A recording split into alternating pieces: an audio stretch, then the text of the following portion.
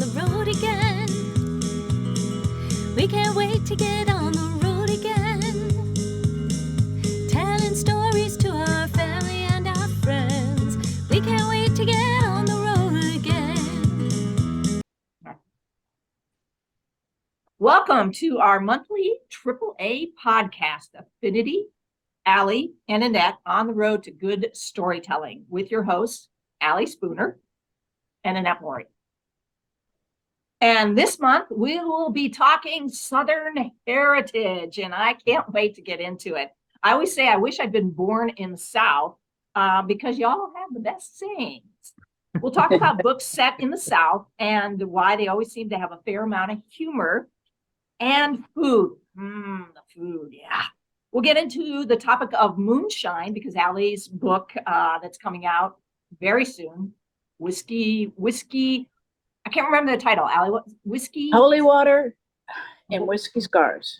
Holy Water and Whiskey Scars. It's a great book. I got a chance to read it, which was probably in a moonshine. It's about moonshine. There's a topic there, and it was probably invented in the South, wasn't it?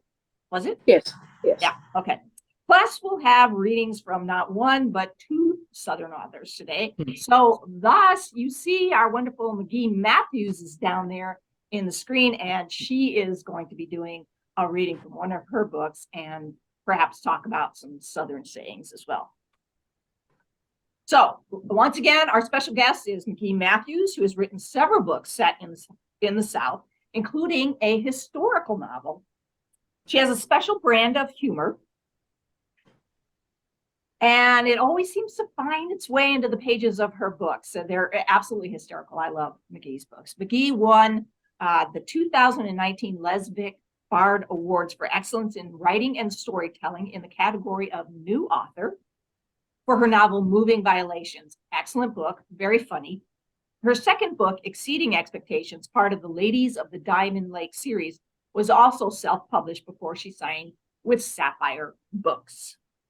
She's a member of the Golden Crowd Literary Society, Rainbow Romance Writers, and formerly the Romance Writers of America. McGee finds inspiration for her historical characters in her lifelong hobby of genealogy. She comes from a long line of potato farmers and Quakers. 400 years ago, her wife's ancestors owned a fiefdom McGee's family worked on in northern England. Interesting. This annoys her to no end. She maintains that she is not a Chihuahua and families, not bloodlines, are the most important.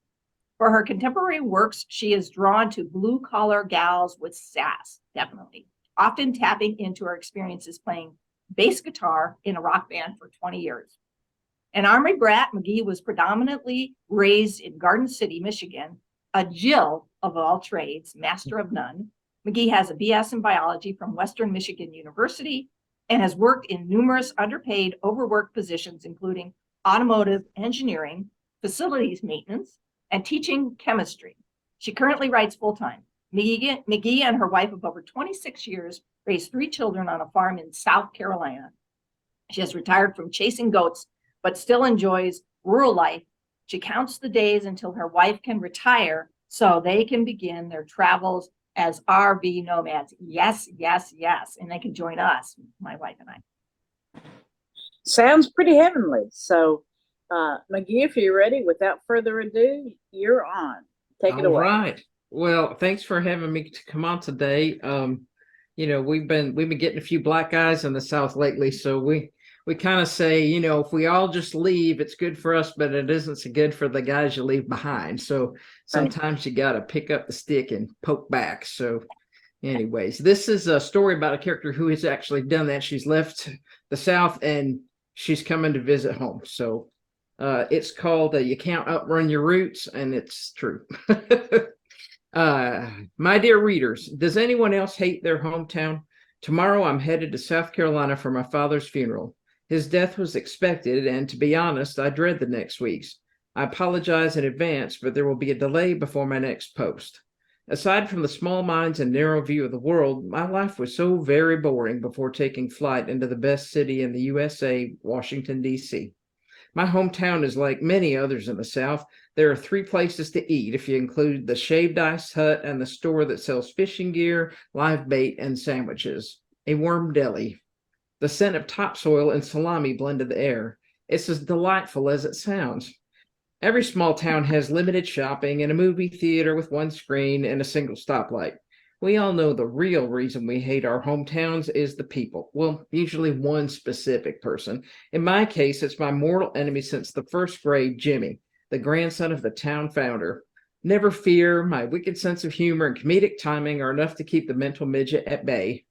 It occurs to me that the deep down reason I hate my hometown isn't about the person I despised, it's about the one that I adored. For me, it was Gloria, my first girlfriend. We'd been best friends, the kind of friend who becomes your first lover. Then I gave her the Judas treatment. I feel bad about that. I never apologized, but there's some transgression so egregious you're ashamed to ask forgiveness. The memory of that was like a tattoo of your ex's name on your shoulder. Even if you cover it up, you know it's still there, and so does she. Anna Mae stopped typing. Her fingers hovered over the keyboard. She chewed the inside of her cheek. The town of Chicora Point, South Carolina, was a painful reminder of the terrible person she had been. It was her own fault that she left the town brokenhearted. Those other observations were true, but she wasn't quite ready to post about Gloria to the world. Anna Mae scrolled up to the paragraph about the relationship and hit delete. How did Gloria feel about their shared past? Maybe she didn't think about it at all. Gloria Sinclair Montgomery Robinson folded the newspaper open to the obituary section and read the announcement of the death of Mr. Ellison Walker, age 93, lifetime resident of Chicora Point, South Carolina. She would attend the funeral, of course, but would his daughter, Anna Mae? Her mind swirled around the memories from high school until the beep on her phone signaled time to deliver the produce for the food bank. At the fruit stand, she put the truck in park and got out. She tugged her coveralls into place, the denim soft from many trips through the laundry. Her knee crackled when she stepped inside the back door. The young woman sitting near the front counter looked up from her notebook. Good morning, Mom. I've got an idea for a new backup system, but it won't need a ton of batteries. Jasmine pushed a pencil behind her ear, her dark hair forming a curly cloud around her head due to the humidity. Her farmer's tan darkened from her usual copper skin to sienna. What's wrong with the generators? Gloria pulled her long hair together and slid on the hairband from her wrist.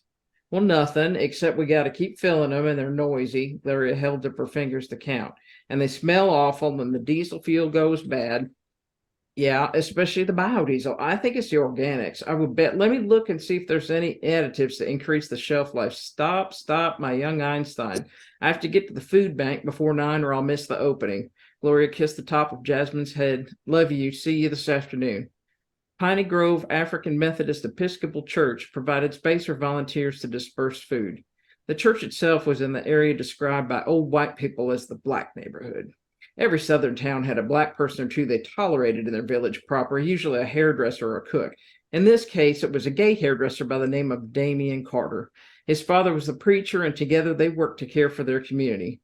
Putting the truck in park, Gloria called out, Hey, Miss Gloria, good morning. Damian's shirt was darker under the armpits as the heat radiated off the pavement. Did you bring me any comb? Of course. She held up the mason jar with the wax surrounded by golden honey. Just for you. Damian inspected the sticker-covered rear window of the truck. He tapped right between the bright neon pride emblem and the Human Rights Campaign decal. People still putting stuff on your truck? This picture of the family being chased by a dinosaur, that's new. Gloria nodded. Yeah, it may be a statement about traditional families or more likely just random foolishness. Either way, it's growing on me. It's better than the Hello Kitty. True. By the way, I just got off the phone with Daddy. He said Mr. Walker died and Anna Mae's coming home for the funeral. You going to get up with her? I don't know. Gloria paused. I didn't realize you two were still close. Oh, honey.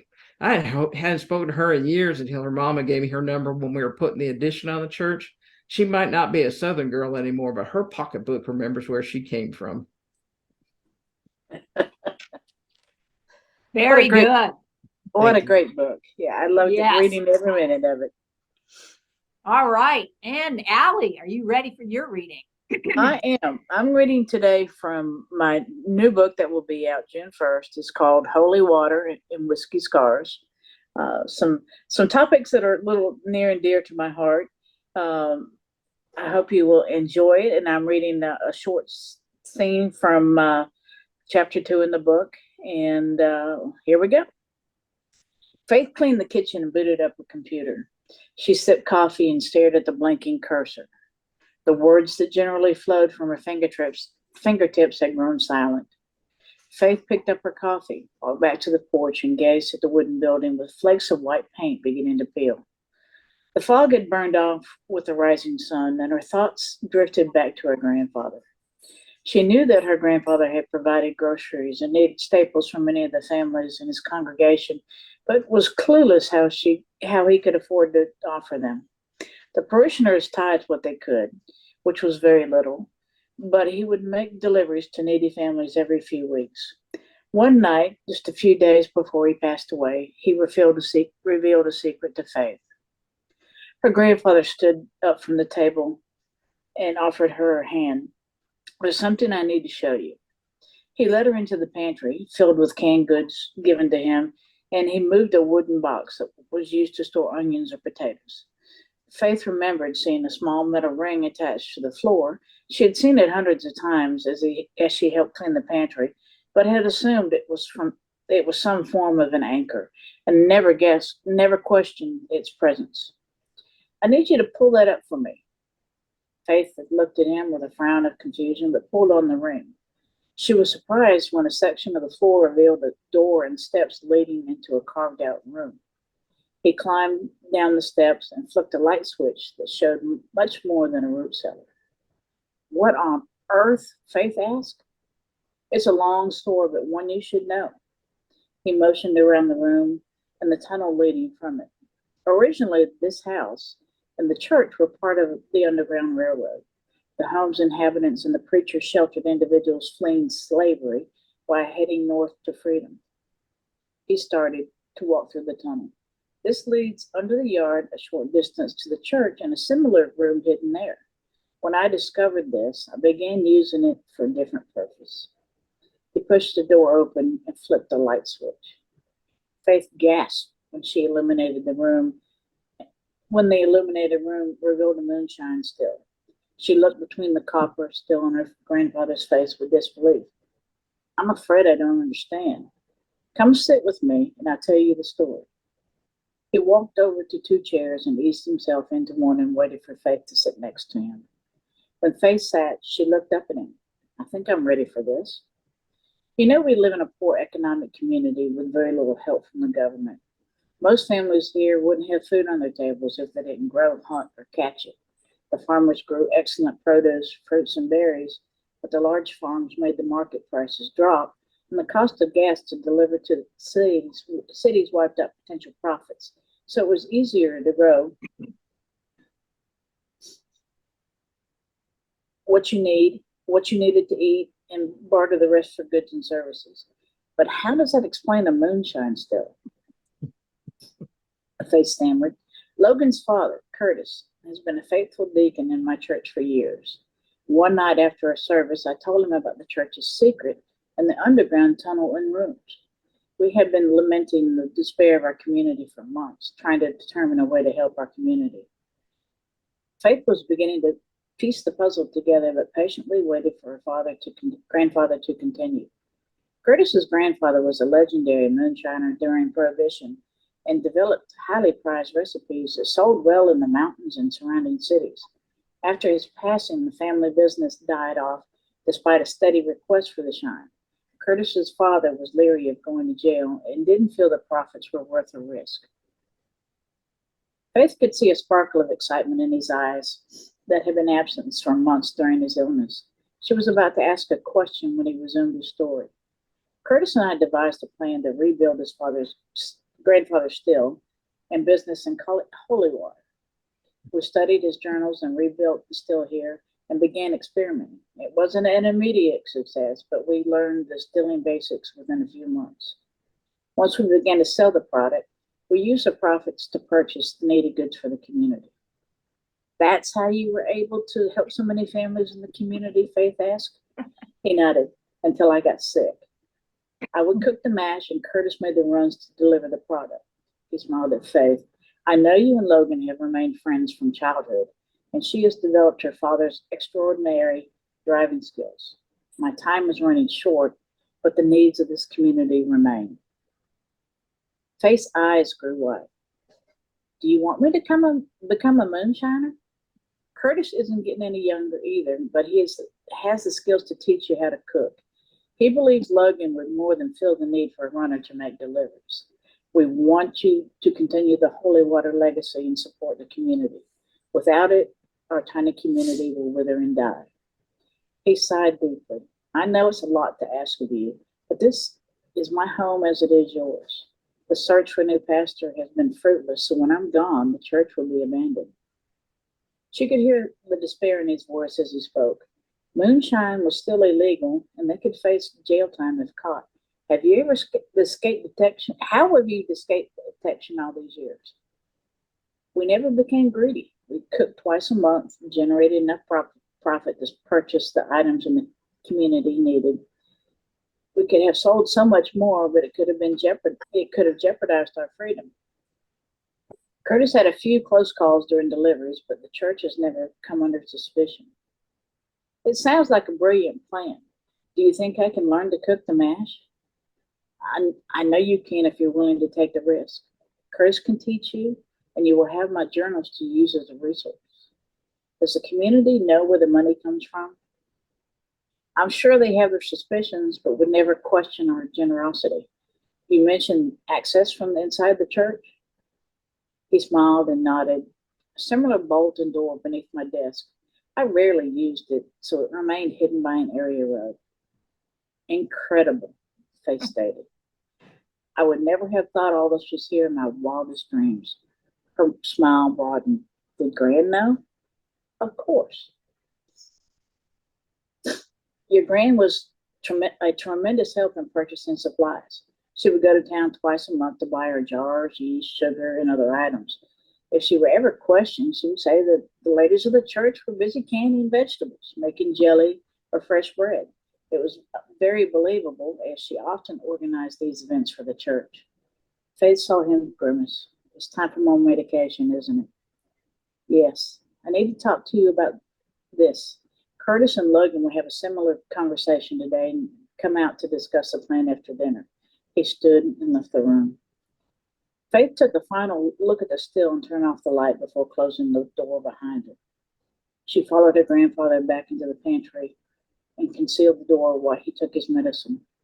I need to lay down for a bit if you don't mind. Not at all. How about some grilled cheese sandwiches for supper? I know you like them, and they seem to sit well in your stomach. That would be perfect. He walked to a bookshelf in his office and pulled down a book. Look through this if you want. It's our journal from day one. It shows a list of supplies, recipes, and other information that may be of help. Thanks, she answered and carried the book to the kitchen table. Moonshine, she whispered, and shook her head with a soft laugh. Faith prepared some cookies and a pot of coffee for the meeting. She welcomed Logan and her father into the house. Did you have a clue? She whispered to Logan. Not even the faintest, Logan answered. It's such a wild idea. I would have never guessed. The four sat at the kitchen table, sipping coffee and munching on cookies. Curtis looked at Faith. I would bet you were as shocked as Logan was today. Faith nodded. I never had a clue. She fidgeted with her napkin. I wondered where the money came for all the goods given to the families, but would have never guessed it was from holy water. That was your grandfather's idea. It fits the bill perfectly. I'm just thankful we never got stopped for inspection. That would definitely not pass for holy water. Curtis chuckled. Faith looked at Logan. Can we do this? Logan shrugged. I don't see why not. It's kind of a screwed up version of Robin Hood. I'm game if you are. I can't imagine how a community would survive without the extra help. Faith saw the worry in her grandfather's eyes. When can we get started? Saturday night, unless y'all have other plans, Curtis said. We do now, Logan answered. I'll pick up the supplies we need and we'll start by showing you how to make the mash. We can cook and plan a delivery when the fermentation is complete. Faith and Logan proved to be quick studies and quickly learned the process of distilling and packaging the product. After the first batch was cooked, Curtis loaded his truck and took Logan along for the first delivery. It was an uneventful run, but Logan was amazed at how much people would pay for holy water. Was it ever tempting to cook more to make more money? We were adamant about sticking to only what we needed to generate revenue to supply the community. Faith's grandfather would see it as a sin if we produced for pure profit. Curtis laughed. He thought the Lord would forgive us if we used the money to help his flock survive. We only kept what we needed to keep us in supplies and gas for the deliveries. That was how the holy water legacy continued after her grandfather's death. Faith and Logan had filled their father's shoes and continued to support the struggling community. The first time she and Logan made deliveries, relieved adults welcomed them into our homes. Many were surprised the deliveries continued, but they were thankful for the assistance. We weren't sure how we would survive without your grandfather, Minnie Smiling Face told them. We will do our best to do what we can, Faith assured him. That's great.